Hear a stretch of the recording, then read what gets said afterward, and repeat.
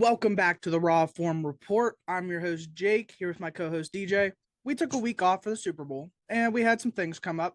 Couldn't get our scheduled time out directly, but we got a pretty good show this week for you. It's going to be a shorter one, unless we ramble, but on the docket today, we got a little bit of college football stuff I want to yap about, some eligibility, some teams joining different places. We got Olympic hockey. That's big. We got Olympics in general. You know, this is the time we all come together. We root for one country, but there's just people out there. I'll talk about them later when we get to that. In our big segment, spring training's here. We finally made it. This is our time where you're going to get to listen to DJ for majority of our time because he's our local baseball expert. I'm here just well-rounded. We're going to listen to him talk later in the episode about the Pittsburgh Pirates and what else is going on around the league. So let's get it started. College football, it's over, but there's still a bunch of BS rolling around. The big news I want to talk about really is two new teams are joining conferences. We have North Dakota State jumping up from FBS to the Mountain West, which they were a powerhouse in the FBS. We know that. Who came from there?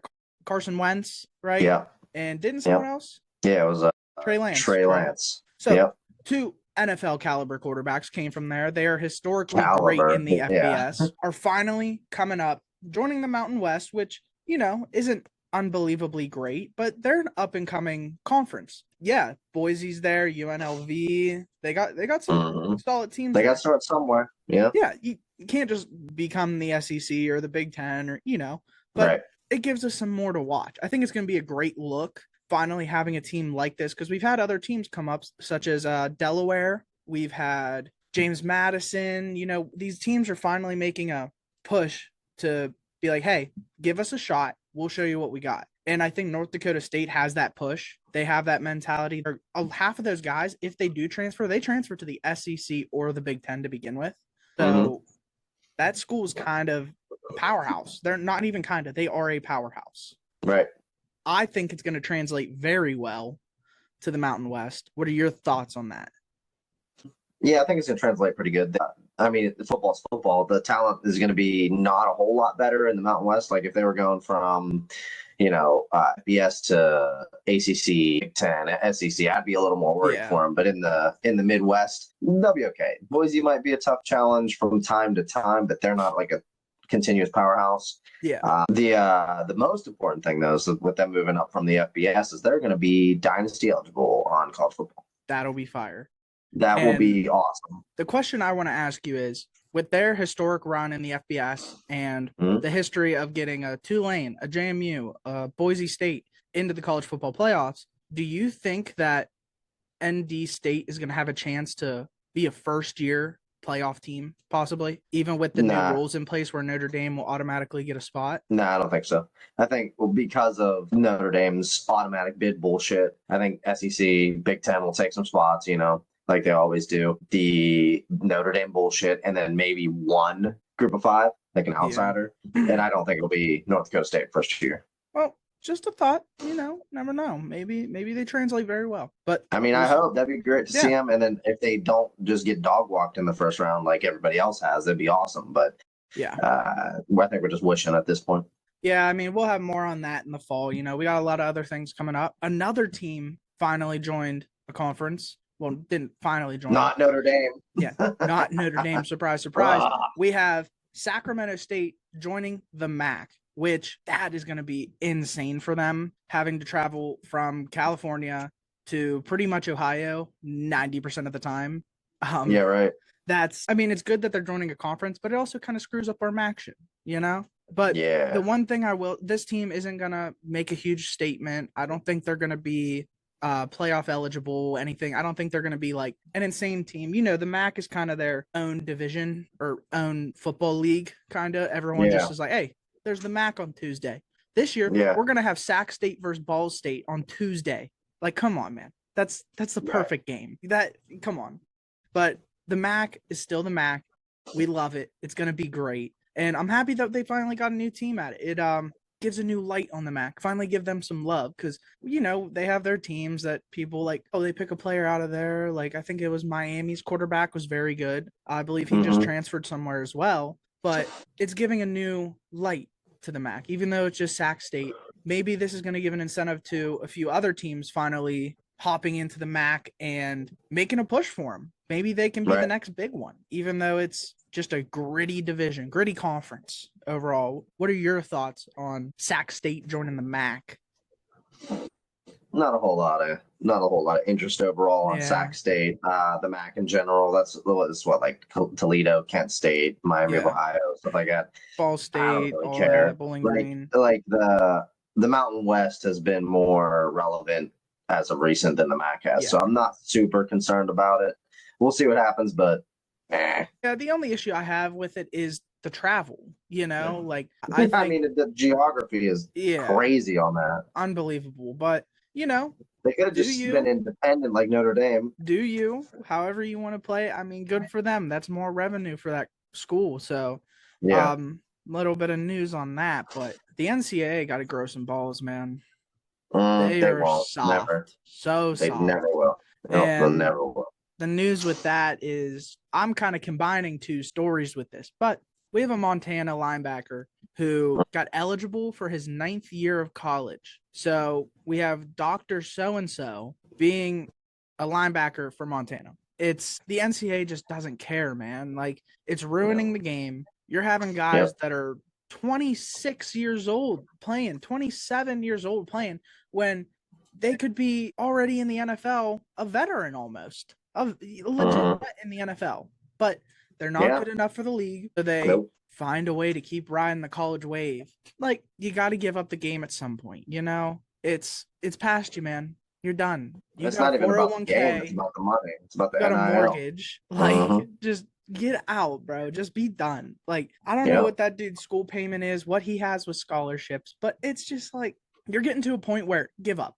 Just give up for me. So with that, also Trinidad Chambliss, his whole thing has been a mess. He tried to go for a 6-year and got denied by the NCAA. They stood up and went, no.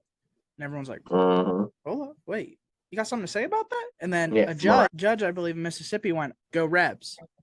Bring back. Mississippi judge? That's weird. Yeah, so I don't know what's fully going on there. It's an argument every single time about this player doing this player doing that. And by the time he gets to the league, why is he so scared to go to the NFL? There's a lot of things that can happen this next year that if he goes back to Ole Miss, he gets hurt. Oh, dude. They suck. He could just ruin his whole career there. He could have one good year and be gone. This would have been the draft for him to go, because Mendoza's going to go 1-1 to the Raiders because of, the natty run, the undefeated, et cetera, et cetera. But following that, be the number 2 quarterback in the draft right now. Yeah. This year. Next year, it's going to be the likes of Arch Manning, Lenore Sellers, Monte Moore. Deep. You know what I mean? It's going to be crazy. And it's just like, dude, you had a great year. You had a great run. You looked great. Go. Even if you're sitting at the backup spot, go. The league right now is very quarterback heavy in the NFL. There's a lot of great quarterbacks already out there. Young, good quarterbacks. So there's not a lot of opportunity for these younger guys unless you're the best of the best, or get a Tom Brady shot where starter goes down, you come in and you take the reins, which is very rare nowadays. Yeah. So I think he should give it up and just go to the combine or go to the league. And that'd be a good idea. It's just a disaster right now. Who knows what's going to happen with him? At this point, it's kind of making me hate him a little bit. Yeah, it's just like, dude, it's the Brett Favre argument. Yeah, when he was with the Vikings and the Jets, where it's like, dude, you're done. Just stop. So that's all I got on college football. It was very short here. I know you want to get to your part, and I did say end of the episode, but I want to talk about baseball. I know this will take up majority of our time because I know you got a lot to say probably, and we can ramble on with this and we can give our takes. So DJ, why don't you take it away here and give us what's going on in Major League Baseball? Yeah, it's that time. It is baseball time. Spring training's in. 100-mile-an-hour heaters are being thrown. 400 bombs are being hit. We're here, baby. It's in. It is time. So obviously our general audience is pandering towards the Pittsburgh Pirates. Sorry, no Cleveland Guardians or any of that garbage in here for you Ohio fans. So baseball's back. Beautiful thing, right? If I had cheers, I would have them sound for you right now? Pirates, primarily, right? Obviously, we're returning. Pirates spent a ton of money for the Pirates, not the Dodgers. Spent a ton of money in the offseason on some big players, right? Yeah. They opened up swinging with the Brandon Lau trade, right? Snagged Lau and Mangum and Mason Montgomery. Montgomery, if he gets some control, they're saying out of spring training that he could be nasty. We'll see. Bullpen arm, but we got our 5 right now. Rotation stands at this moment as the man, the myth, the legend, Paul Skeens at 1. Ace of aces. Even better than Scuba. I don't care what you have to say. Bubba Chandler right now sits at 2. Jared Jones, 60-day IL, may not be back for a little while still. So Bubba Chandler sits at the 2. 3, all reliable, Mitch Keller. Innings eating Mitch Keller, about a 3.50 ERA, round about 4. I mean, dude just takes innings. He plays. He's there. He's a weapon. Definite weapon. One-time All-Star. And at the 4, we're looking at Braxton Ashcraft. I do like now, the 5 is up in the air, right? 5 is up in the air, but we just signed Jose Urquidy. So I'm willing to bet that barring anything crazy, Jose Urquidy takes the 5, and I'm okay with that. With the veteran presence, with the younger guys, I'm fine with that. Also, for all you Pirates fans that are around my age, that's in the 30s, just for clarification, until that 2013 run, AJ Burnett is at spring training with our young bucks, with our little guys. That is huge. Doesn't want to commit to anything until his son graduates from school, but he is helping out with the pitchers, and that is a beautiful thing. Could you imagine Paul Skeens with AJ Burnett's attitude? Yeah, I'm here for that. I want to see that bad. And I also saw Paul Skeens was teaching Bubba Chandler too, watching his bullpens and coaching him up. Paul's taking that leadership role too. He should. He's the best pitcher in baseball. I mean, Seth Hernandez, the Pirates' first-round pick last year. He's 19 years old, throwing 101, dude. He's going to be unfreaking believable when he comes up. Stoked about that. Marcell Ozuna joins the team. Very nice, very nice. His pass is murky off the field. Don't really care. I don't really care. Watch out on the streets of Pittsburgh, but I've said this before for the Pirates. You know, the Steelers, because of their, rich history, and the Penguins, because of their rich history. Obviously, Steelers don't have a history for the last decade, but in general, I wouldn't take a guy like Ozuna, like an NFL or NHL version of Ozuna. But the Pirates are dying. You take anybody. Next, you sign Trevor Bauer. I don't get somebody. Dude, I've been saying it forever. Someone needs to take Bauer. Same. And he was also found not guilty of all the charges. Which is unbelievable that no one's reached out. Ridiculous, especially the Pirates. So Ozuna joins. Brian O'Hearn joins. Huge bat. Obviously, Brendan Lau being on the team at second, huge gap prior to Brendan Lau being there. And now we got an all-star Gold Glove second baseman there. Beyond about it. And then to top it all off, a little cherry on top of this Sunday, we call Pirates baseball. Connor Griffin's there, baby, with a chance to make the opening day roster. They are talking about him like he's God. I heard a report today that he has a chance to end spring training at making Paul Skeens the second best player on the Pittsburgh Pirates by the end of it. Unbelievable. Which is freaking nuts for a Cy Young runner-up and Cy Young winner, rookie of the year. Yeah. There was a stat that I saw today that Paul Skeens joins rare air again because he breaks some sort of record every time he touches the mound. Through 55 games, there's a huge company of pitchers like Dwight Gooden and the like, right? Nolan Ryan, stuff like that, right? 55 starts, having a sub-2 ERA. All those pitchers did that within 55 starts. Paul Skeens is the only one to do it in his first 55 starts of his career. Yeah, that's freaking ridiculous. This dude is unreal. He's not human. Yeah. As an outsider, Jake, how do you feel about the Pittsburgh Pirates? I know you're not an outsider because you live here and you do watch the Pirates, but you're a Mets fan. We know. And what do you think about their prospects and the hope and optimism here in the Burgh? So, as I've said before, I hate all the Pittsburgh teams except for the Pirates. I've gone to majority of their games because they were cheap growing up. They were PNC's beautiful. Let's not play. Yeah, great park. It was the cheapest to go to growing up, and I learned the players, loved them, everything, and they were just so bad. I never had nothing to cheer about.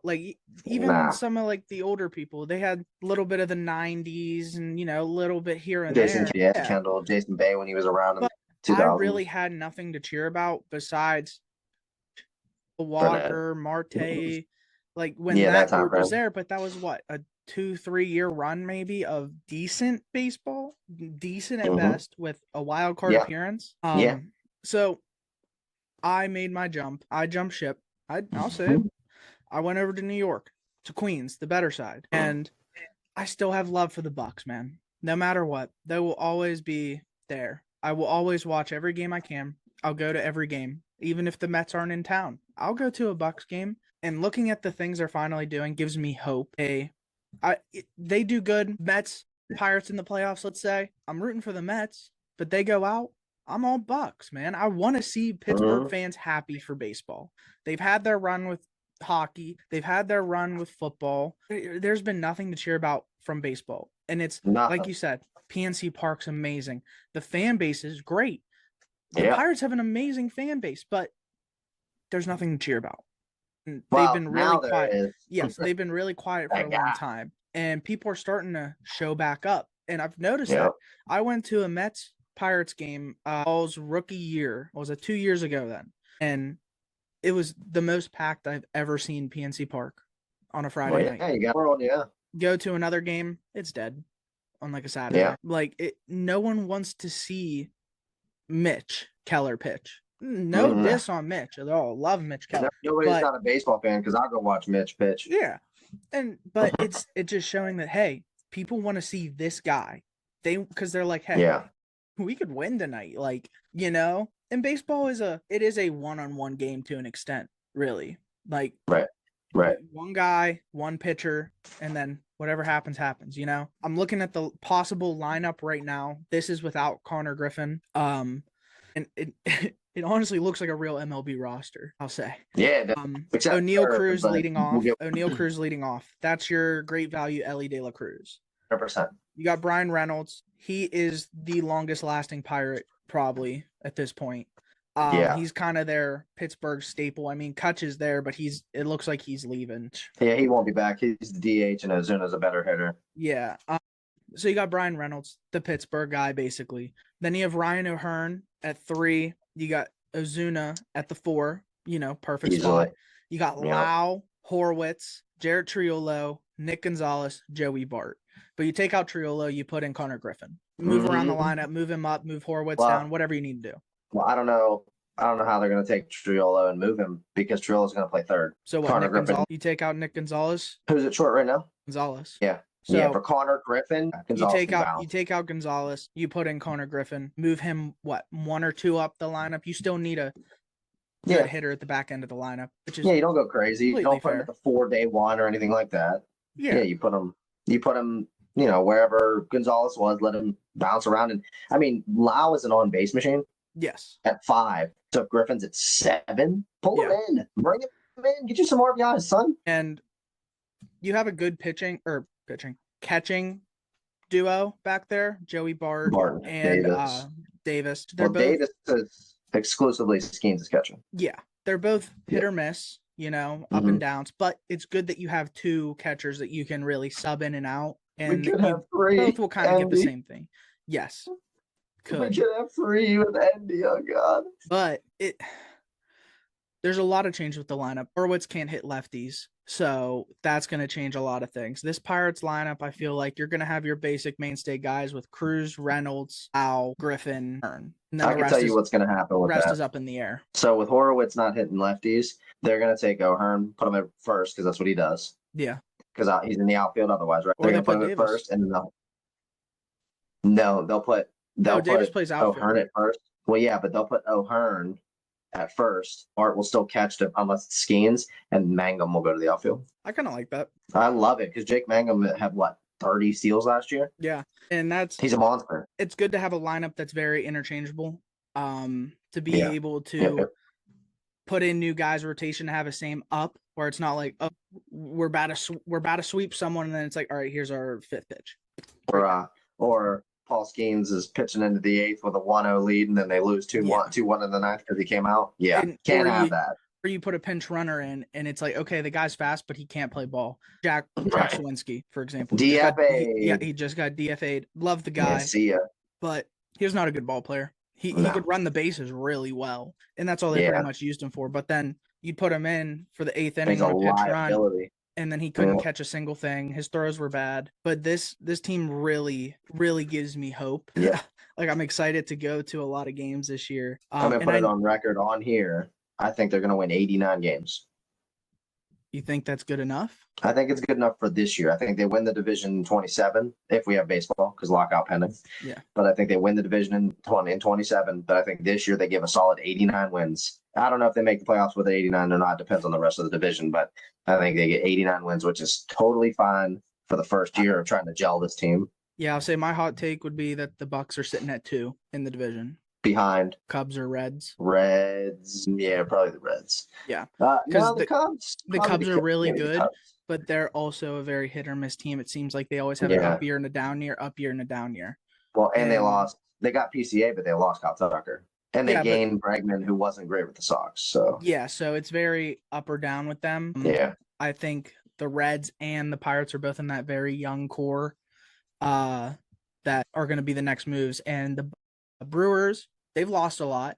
They lost Peralta to the Mets, and they lost a few other players. So they're also a young team. This whole division is very young. Yeah, I would say. But yeah, it looks promising. It's going to be. I feel like it's going to be a lot more competitive. I think by the All-Star break, you're going to have everybody within maybe a 12-game back max. Yeah, no longer 20. No longer the Pirates. Yeah, no longer the Pirates sitting at the bottom of 20. Yeah, I think it's going to be a very competitive year for the Bucks, for the Reds. I think that division's honestly up in the air with how things go in baseball, because you never know. Team could pop off. Like, there's been a lot of teams that kind of came out of nowhere. And yeah, you got to go through the monsters, but who knows? You know, you're going to eventually, you get to the playoffs. That's the thing. This division's so young. You get to the playoffs, you have to go against the Mets, the Dodgers, the Phillies. Like, you have these unbelievable teams, the Jays, like, they're all just powerhouses. And then you have these other teams that are just little babies trying to fight their way through. And well, you mentioned the Dodgers, so I do want to spread some Dodger hate. I can't stand the Dodgers. I'm always down for that. Manny Machado came out and said that the Dodgers spending is good for baseball, which is absolutely a crock of fucking shit. It's good for his bank account. Manny Machado just wants to play for the Dodgers. Yeah, it's good for his bank account. I've always had a hate for Manny Machado. He just wants money. Yeah. I don't like him at all. He's just, hey, that's why he said that. It's good for baseball. So then he can have a mediocre year, but then be like, hey, that's Manny Machado. And then they're like, yeah, they used to be Manny Machado. Let's pay him. Yeah. Yeah, it's not like that anymore. It's going downhill. Yeah. It's like you hope for a lockout for change, but you don't hope for a lockout for the game. You know, I just hope there's an agreement made before there's a lockout, because I need baseball in 27, buddy. But you know how that goes, dude. It's never gonna work out. They're all hard-headed billionaires that don't want to do it. Well, it seems like the Dodgers are ruining it, that the other owners are against the Dodgers also, because they're so far and away spending. Because what they're doing, and I don't know if you heard this or not, is what the Dodgers are doing is, say they pay a guy like an Ohtani contract, right? 10 years, $700 million type of a deal. They're deferring most of it. It's going to be like all Bobby Bonilla deals. Yeah, that's all they're doing. Yeah, they retire and they still get paid so many millions every year until they fucking die, because they're just pushing it down the line. They're not actually paying. But they just need to get rid of that. Yeah, they did. If they can pay them all this money, okay, pay them all this money right now, have your 5 years of success, and then go back down to the pit. If that's how you want to do it, that's fine with me. We're going to see a lot of change-ups in the league with, they spent all this money. Hey, we got no money to spend. We just got to look at our prospects. Back to the bottom.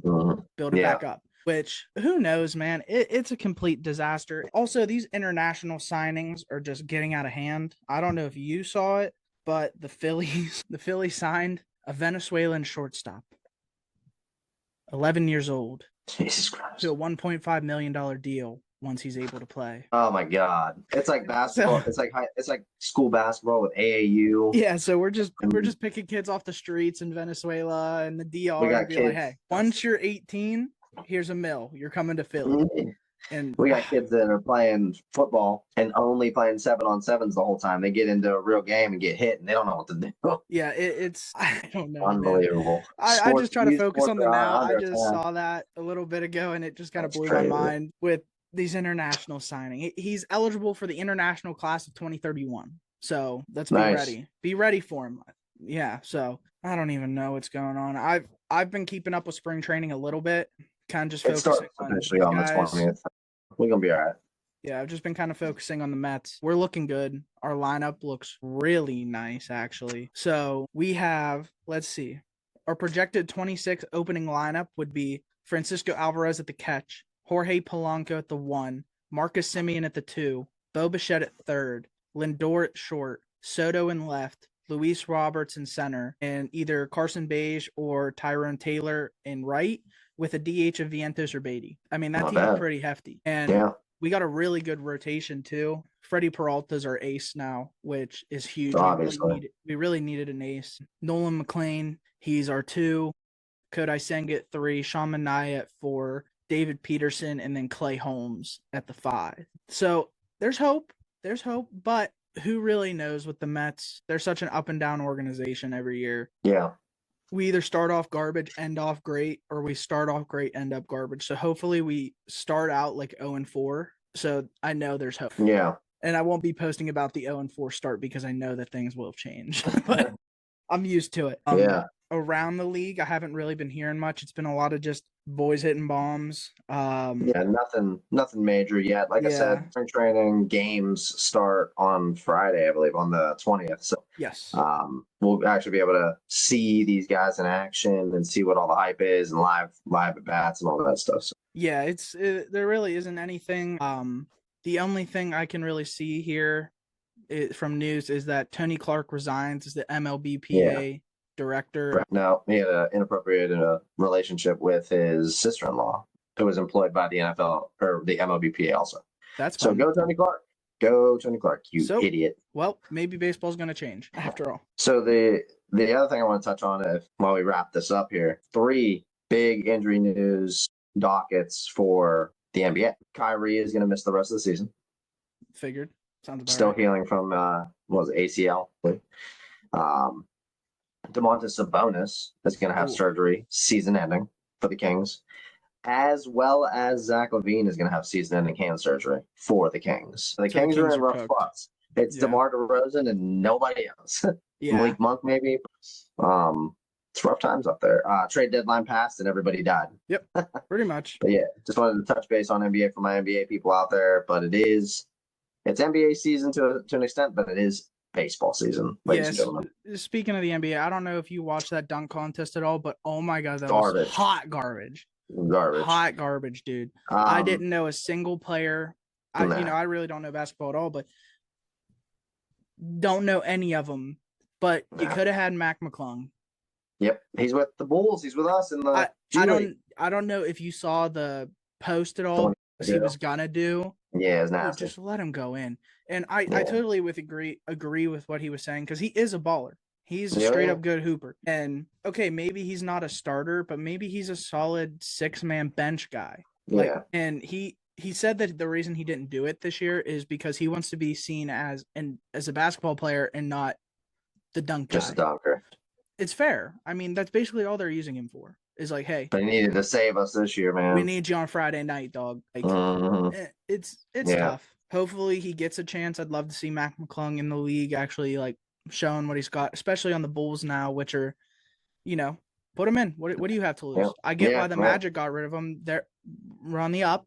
They got a good core, but the Bulls are just lost. Throw in Mac. Yeah, I think, and this should not be a very controversial or hot take. Let us know in the comments, and we'll take it under advisement, I guess. 2016 dunk contest was the best one ever. Nothing's been the same since then. Aaron Gordon and Zach LaVine going toe-to-toe. Zach LaVine won that dunk contest fair and square. I hate the Aaron Gordon was robbed people. Don't start. Yeah. Nothing has been the same since then.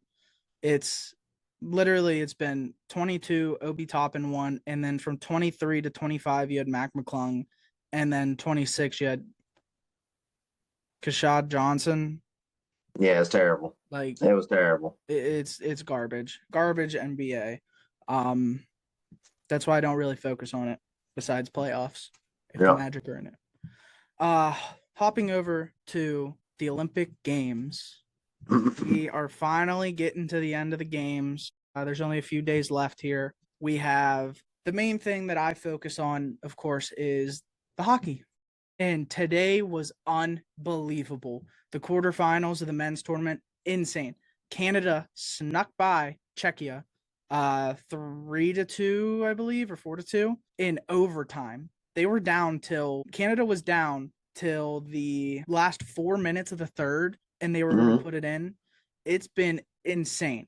And then Finland comes back from Switzerland. They were down 2-0, come back, win 3-2. And then you have the U.S. play Sweden. We win in overtime. Quinn Hughes, my guy, finally gets a goal in the Olympics, seals the deal. We're finally going to the semis. We haven't beat Sweden in 66 years. So this is kind of a big win for us. Hope's still there. We got the Canada-US matchup. That's what everyone wants. So we play, I believe it is Slovakia in the next round, and Canada plays Finland. So we both get past that. We're going to have the matchup we want. But with how these last games went, who knows? Anything's possible, it looks like right now. And then the women's side, we have our matchup tomorrow. We have Canada versus US. Yep. I mean, the women have been dominating every single thing they've done.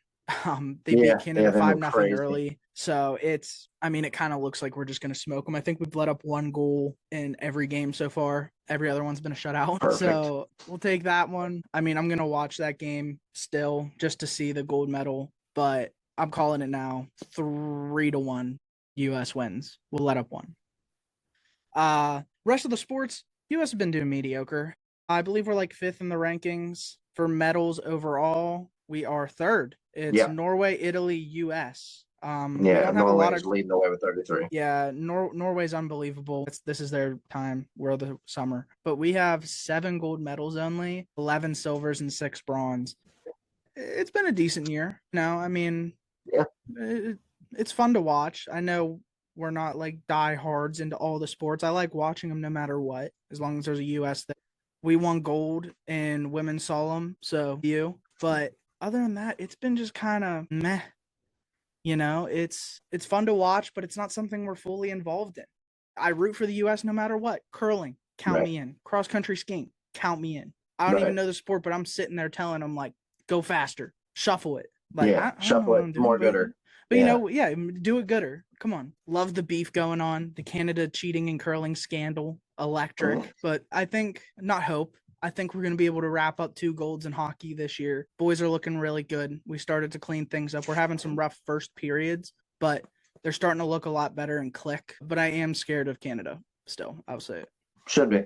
That machine is unbelievable with McDavid, McKinnon, and Celebrini all on one line. But the GOAT, I'll say it now, greatest of all time, Sidney Crosby is hurt. He is out. Yep, that's what I heard today. He got hit pretty rough. His legs turned into noodles, and they folded underneath each other. He might be cooked for a long time because he's an old man. Great for the freaking Olympics. We needed him for the Penguins. Yeah, good for the Olympics. Never want to see Crosby hurt. But with his history, he'll probably be out for a good bit, because they really want to save him. So maybe that'll give the U.S. the push over the edge. Who knows? We'll see. But we got a short show for you guys this week, wrapping it up pretty early. We missed our Sunday. We had things to do. But we will be back this Sunday with another full length. We're going to have segments back. We're going to be yapping. We'll be back on track. We'll see you guys next week. Thank you for watching. Please like, subscribe, and share, y'all. See you next time.